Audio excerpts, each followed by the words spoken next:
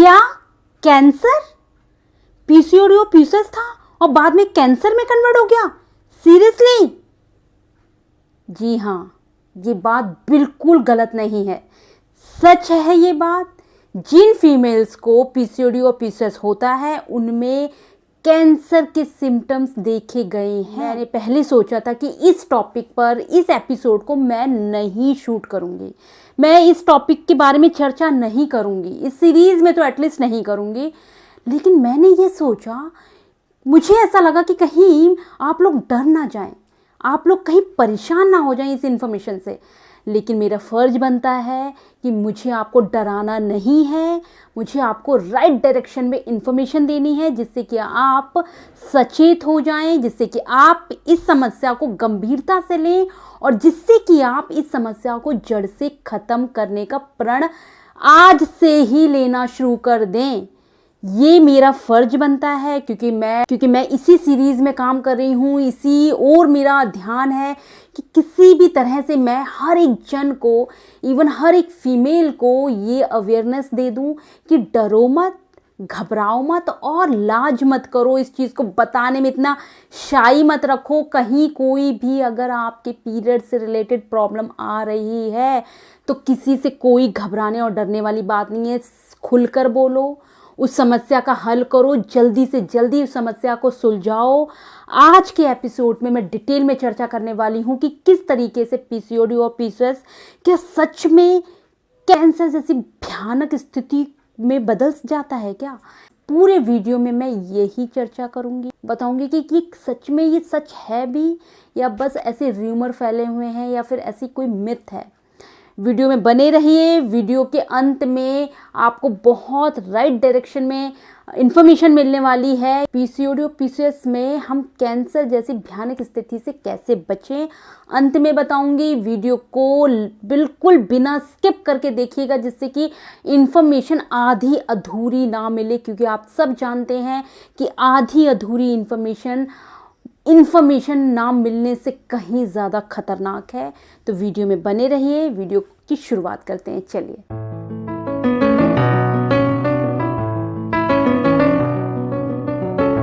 नमस्कार दोस्तों, नीलम कृष्णा चैनल में आपका बहुत स्वागत करती हूँ। उम्मीद करती हूँ सब बहुत स्वस्थ हैं, पॉजिटिव हैं, ध्यान अपना बहुत अच्छे से रख रहे हैं, मेरे साथ पॉजिटिव होकर ही बैठते हैं और इन्फॉर्मेशन को पूरा सुनते हैं बिना स्किप किए। आज का टॉपिक क्योंकि गंभीर है, लेकिन डरना नहीं है इस चीज़ को सुनकर, और ना ही ये कोई डरने वाली बात है। आपको बस जानकारी दे रही हूँ, आपको पता होना चाहिए ये सारी चीज़ें, जिससे कि आप इनिशियली उस चीज़ को क्योर कर लें, जिससे कि आप उन सारी चीज़ों को शुरुआत में ही जड़ से ख़त्म कर दें। इसलिए ये इन्फॉर्मेशन देना बहुत ज़रूरी है इस एपिसोड में। तो बने रहिएगा वीडियो के साथ। चलिए चर्चा करते हैं कि पीसीओडी और कैंसर। जी हाँ, देखिए पूरी दुनिया में यानी मिलियंस ऑफ वुमेन पीसीओडी और पीसीओएस से ग्रसित हैं, है ना। उन्हें हर एक, मतलब मान के चलूँ अगर पूरी दुनिया की बात करूँ, 60 से 65% महिलाएं निकल रही हैं कैंसर पेशेंट, और जिसमें से पाया गया है कि कहीं ना कहीं 3-4% उन महिलाओं का रिस्क बढ़ जाता है जिनको पीसीओडी और पीसीओएस होता है। बिल्कुल ध्यान दीजिए इस बात पर। जिन फीमेल को पीसीओडी और पीसीओएस होता है उन फीमेल का कैंसर रिस्क 2-3% हायर रहता है। तो इसका क्या मतलब है? इसका ये बिल्कुल भी मतलब नहीं है कि पीसीओडी और पीसीओएस है तो आपको कैंसर हो जाएगा। बिल्कुल इसका ये मतलब नहीं है, क्योंकि ये एक फैक्टर बहुत, देखिए किसी भी बीमारी को होने में कोई एक फैक्टर कारण नहीं बनता है। उस बीमारी को आपने जड़ से ठीक नहीं किया, उस बीमारी को आपने बढ़ने दिया, तो कई फैक्टर उसे बढ़ाने में, कई फैक्टर उसे बिगाड़ने में, कई फैक्टर उसे बड़ा करने में रोल अदा करते हैं। सेम टू सेम पीसीओडी और पीसीओएस का भी है। आज की डेट में जब कैंसर इतना निकल रहा है हर एक फीमेल के रिप्रोडक्टिव ऑर्गन में, चाहे वो एंडोमेट्रियम लाइनिंग कैंसर हो, चाहे वो ओवरियन कैंसर हो, चाहे वो वेजिनल कैंसर हो, चाहे वो ब्रेस्ट कैंसर हो, यानी कितने टाइप्स के कैंसर निकल रहे हैं फीमेल में। आजकल आज के सिनेरियो में अगर देखा जाए तो हर एक नई नई न्यूज़ सुनने को मिल रही है, नई नई बड़ी बड़ी सेलिब्रिटीज़ का सुनने में आ रहा है कि इनको कैंसर निकला, इनको ओवरियन कैंसर निकला, इनको स्टोमक कैंसर निकला, इनको वेजिनल कैंसर निकला, इनको ब्रेस्ट कैंसर निकला। बहुत खबरें आप सुन रहे हैं ना सेलिब्रिटी की। आपको क्या लगता है कि ये चीज़ें तो हाईलाइट हो रही हैं क्योंकि वो सेलिब्रिटी हैं, तो आपको सुनने में और नज़र आ जाता है। आपको क्या लगता है कि जो हमारी आम जनता है, जो हमारी जिनके बारे में कोई चर्चा ही नहीं होती, जिनके बारे में क्या उनको नहीं होता? उनको भी होता है, लेकिन क्योंकि वो आम है तो मीडिया उनको क्यों बताएगी, क्यों इस चीज़ को हाईलाइट करेगी, है ना। लेकिन कहीं ना कहीं ये समस्या तो समाज में उभर रही है।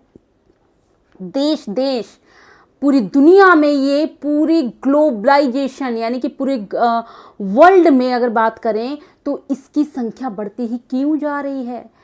देखिए, मैं मानती हूँ कि पीसीओडी और पीसीओएस ऐसा कोई एविडेंस नहीं है, कोई रिसर्च नहीं है, किसी तरह का कोई साइंटिफिकली प्रूव्ड नहीं है कि जिनको पीसीओडी और पीसीओएस है उनको कैंसर आगे जाके बन जाएगा। ऐसा कुछ नहीं रिसर्च है।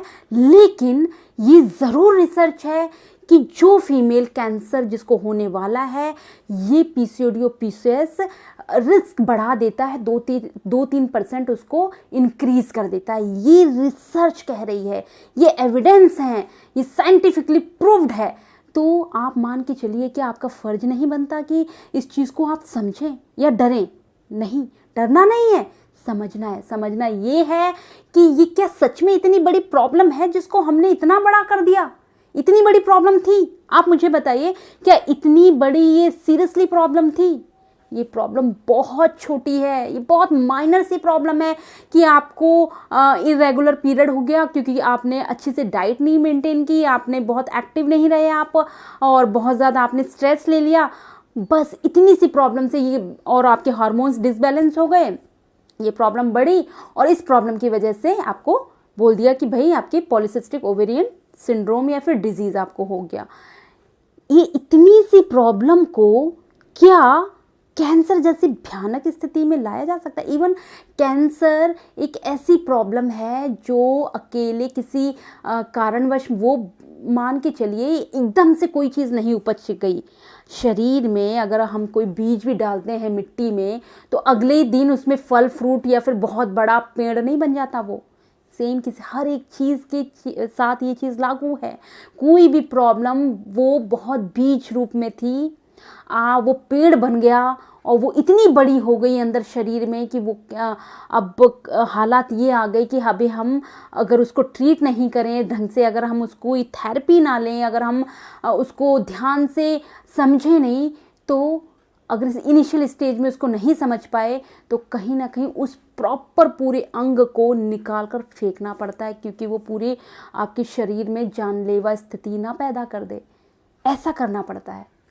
तो मुझे बताइए, क्या आपको समझना, आपको नहीं लगता कि पीसीओडी और पीसीओएस किस तरह से बदल जाता है कैंसर में, ये समझना आपको इम्पॉर्टेंट नहीं लगता? बताइएगा मुझे कमेंट करके कि लगता है या नहीं लगता है। इसीलिए इस वाले एपिसोड में मैं इस टॉपिक की चर्चा कर रही हूँ, जिससे कि डर एक तरफ और आपको इसकी जानकारी तो एटलीस्ट होनी ही चाहिए, जिससे कि आप बीज रूप चीज़ बनी है उसे डिस्ट्रॉय कर लें। बीज रूप है तो फटाक से आप उसे ख़त्म कर सकते हैं, जल्दी से आप उसे रिकवर हो सकते हैं। मेरा विश्वास मानिए, ये सब चीज़ें बहुत माइनर सी होती हैं, बड़ी बन जाती हैं, और बड़ी बनने के बाद ये भयंकर परिणाम के तौर पर आपको दिखाई देती हैं। चर्चा करते हैं कि किस तरह से पीसीओडी और पीसीओएस कैंसर में कन्वर्ट हो जाता है। देखिए, जब हमारी ओवरी की हम लेकर बात करते हैं, हमारी ओवरी में क्या करती है, ये ओवरी 2 काम करती है बहुत अच्छे से। अगर आप मेरे वीडियो के साथ बने हुए हैं तो अब तक तो आपको बहुत अच्छे से पता चल गया होगा कि ओवरी का क्या काम है। ओवरी हार्मोन्स को सिक्रीशन करती है, मतलब हार्मोन्स को सिक्रीट करती है। कौन से हार्मोन्स होते हैं? ईस्ट्रोजन और प्रोजेस्टेरॉन, जो कि महिला सेक्स हार्मोन कहलाते हैं। ईस्ट्रोजन और प्रोजेस्टेरॉन 2 हार्मोन को रिलीज करती है। इसके अलावा और क्या करती है? इसके अलावा हमारी इन दोनों ओवरी में एक फीमेल की पूरी जीवन भर के अंडे फॉलिकल की फॉर्म में समाये होते हैं, जो कि हर अंडा मिच्योर होकर बाहर निकलता है। इन्हीं ओवरी में से एक फीमेल की पूरी जीवन भर के अंडे इन्हीं ओवरीज में समाये होते हैं, जिनको हम बोलते हैं फॉलिकल समाये हुए हैं। और हर फॉलिकल के अंदर अंडा छोटा छोटा होता है, जो कि हर महीने बड़ा होकर पीरियड की फॉर्म में निकलता है। आपको अच्छे से पता है, ये सारी इन्फॉर्मेशन आपको डिटेल में पता है। अगर नहीं भी पता है तो जाके देखिए, पीछे के सारे वीडियो में डिटेल में हमने चर्चा की है, डिटेल में समझ लीजिए उनको। और इसके अलावा मैं आपको बताऊं कि ये ओवरी जब अंडा सिक्रेट नहीं कर पाती है, जब ओव्यूलेशन टाइम से नहीं होता है, डिले होने लगता है, बहुत मानसिक तनाव, बहुत बिगड़ा हुआ लाइफस्टाइल, बहुत ज़्यादा नेचर के विरुद्ध जो आपने काम किए हैं, नेचर के विरुद्ध जो सोना खाना पीना सब डिस्टर्ब आपका है, तो आपको निश्चित ही मान के चलिए कि आपका हार्मोन्स डिस्टर्ब होगा। हार्मोन्स डिस्टर्ब होंगे तो संभवतः ही मान के चलिएगा कि पीसीओडी आपको हो ही जाएगा, अगर आपने महीने दर महीने साल दर साल इस लाइफस्टाइल को मेंटेन किया।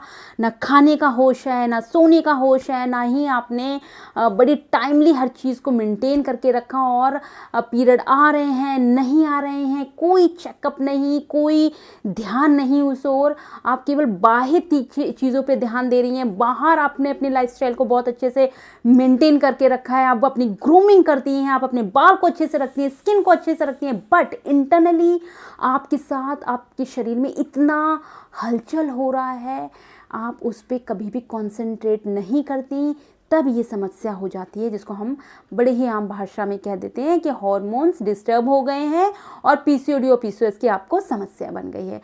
अब ये समस्या जब इनिशियली बनती है और आपको डायग्नोज हो जाती है, और अगर आप समझदार हैं और अगर आप थोड़े से भी सीरियस हैं अपने बॉडी को लेकर, तो आपने अगर डायग्नोज होते ही उस चीज़ को, जो फॉलिकल्स नहीं फूट पाए, जो फॉलिकल्स ओवरी में अभी भी हैं, उनको अगर आपने डिस्ट्रॉय नहीं किया, एक्सरसाइज कर डिस्ट्रॉय नहीं किया, अपने स्ट्रेस लेवल को कम कर और डिस्ट्रॉय नहीं किया किसी भी कोई भी चीज़ करके, डॉक्टर के संपर्क में रहकर, तो आपकी ये समस्या आगे जाकर बढ़ जाएगी। बढ़ेगी या नहीं बढ़ेगी, क्योंकि इसका पुख्ता एकमात्र ये कारण नहीं है कि ये कैंसर बना देगा। ये बिल्कुल भी नहीं है कि आपके ये जो ओवरी में अगर आपको बहुत ज़्यादा सिस्ट बन गए हैं, अगर आपको बहुत ज़्यादा ओवुलेशन नहीं हो पा रहा है, पीरियड्स नहीं आते, इरेगुलर पीरियड, तो ये एकमात्र कारण नहीं होगा कैंसर बनने का, लेकिन ये एकमात्र फैक्टर जरूर बन जाएगा कि आपका ओवरियन कैंसर हो रहा है आपको। ठीक है, देखा ये गया है भाई, होता क्या है इस चीज़ में, हो क्या जाता है, होता ये है कि बहुत ज़्यादा मैटर करता है कि कहीं ना कहीं हमारी जो फैमिली हिस्ट्री है उसमें किसी को कैंसर तो नहीं है, तो कहीं ना कहीं ये जेनेटिकली स्प्रेड होती है ये प्रॉब्लम।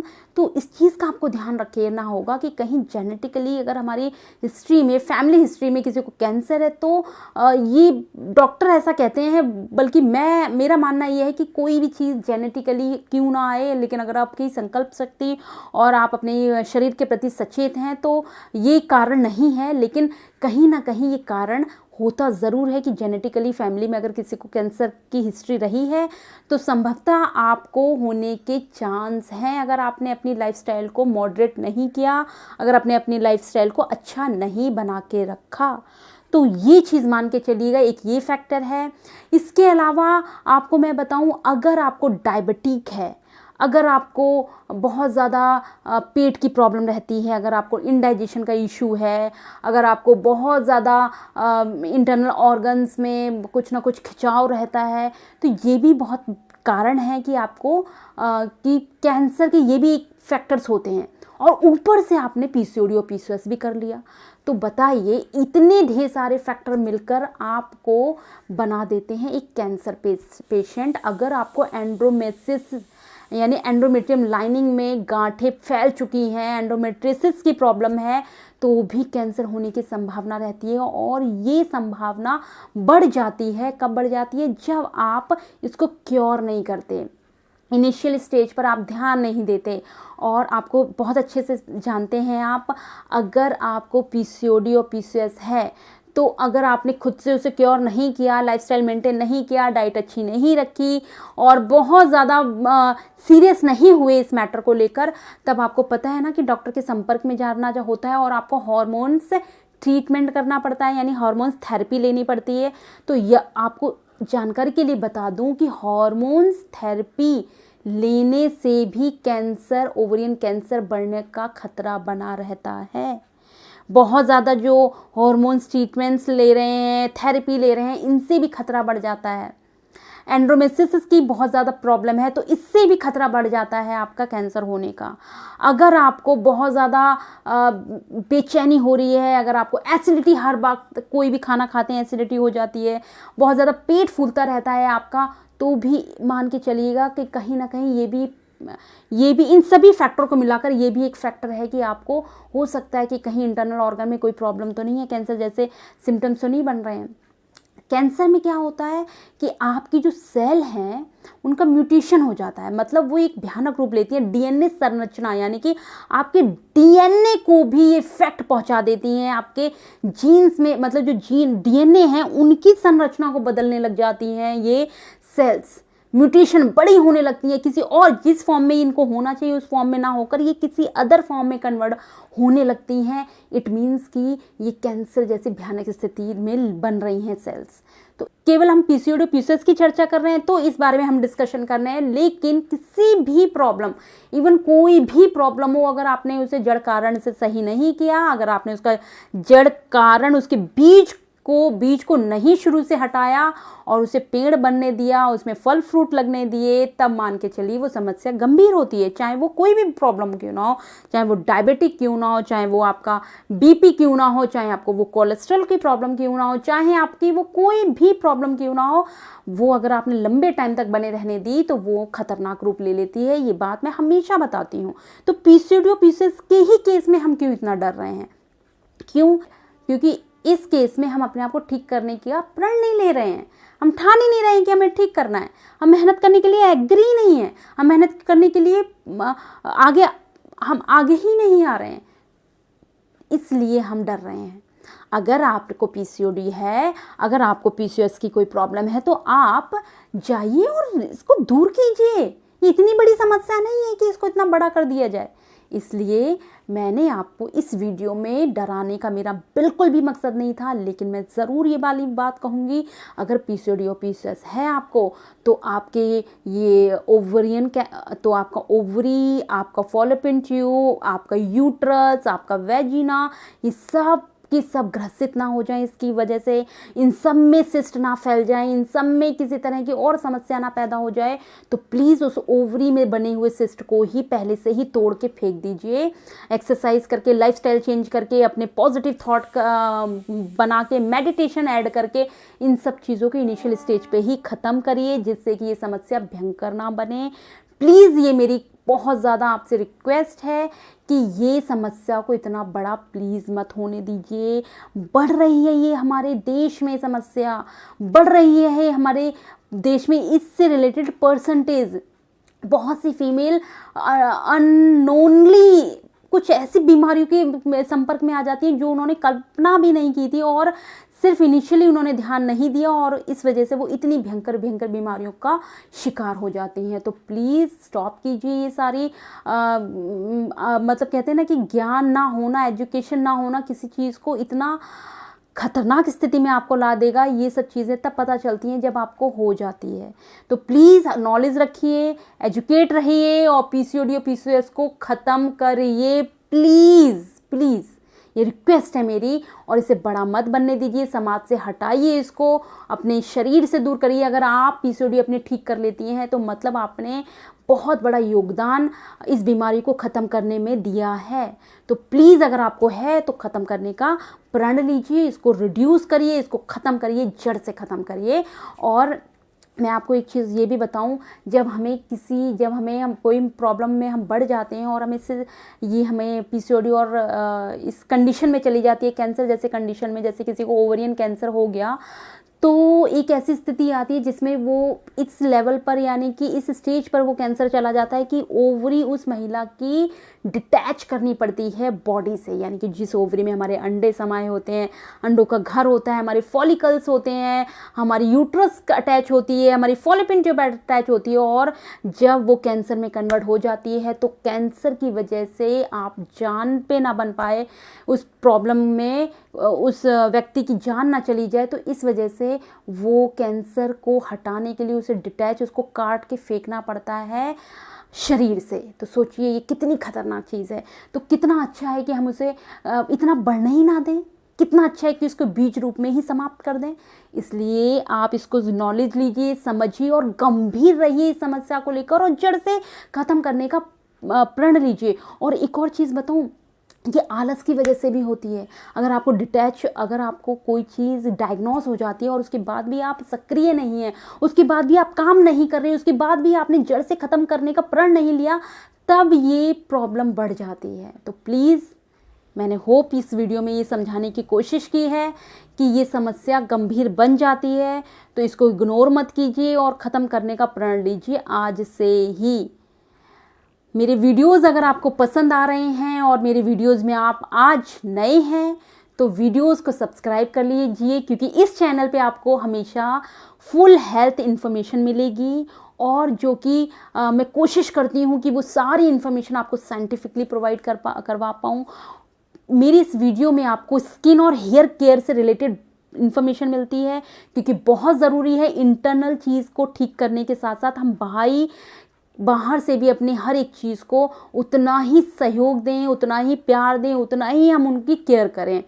तो स्किन और हेयर केयर से रिलेटेड भी मैं इन्फॉर्मेशन देती हूँ, और ऑफ कोर्स हेल्दी डाइट तो मैं आपको बना के दिखाती हूँ, किस तरह से मैं चीले बनाती हूँ, किस तरह से मैं डोसे बनाती हूँ, किस तरह से मैं हेल्दी चीज़ें ब्रेकफास्ट में बनाती हूँ, उन सब की रेसिपी भी मैं शेयर करती हूँ। वीडियोज़ अगर अच्छे लगते हैं तो लाइक, सब्सक्राइब एंड शेयर करना प्लीज़ मत भूलिए। नेक्स्ट एपिसोड में मिलती हूँ, और प्लीज़ मुझे ये बता दीजिएगा कमेंट में कि नेक्स्ट सीरीज़ मैं कौन से शुरू करूँ, क्योंकि बहुत से लोग मुझसे कह रहे हैं कि मैम थायराइड के बारे में एक सीरीज शुरू कर दीजिए। मुझे थायराइड है जिसकी वजह से मैं कंसीव नहीं कर पा रही हूँ, तो थायराइड सीरीज़ चला लीजिए। कुछ लोग मुझसे ये कह रहे हैं, आप लोग ही मुझे बताइए कि कौन सी सीरीज़ नेक्स्ट शुरू करूँ जिससे कि सारी उससे रिलेटेड आपको इन्फॉर्मेशन हो जाए, और अगर वो प्रॉब्लम है तो उस सीरीज़ के दौरान ही आप उस प्रॉब्लम को ठीक कर ले जाएं विथ नॉलेज। नेक्स्ट वीडियो में मिलती हूँ। Thank you so much.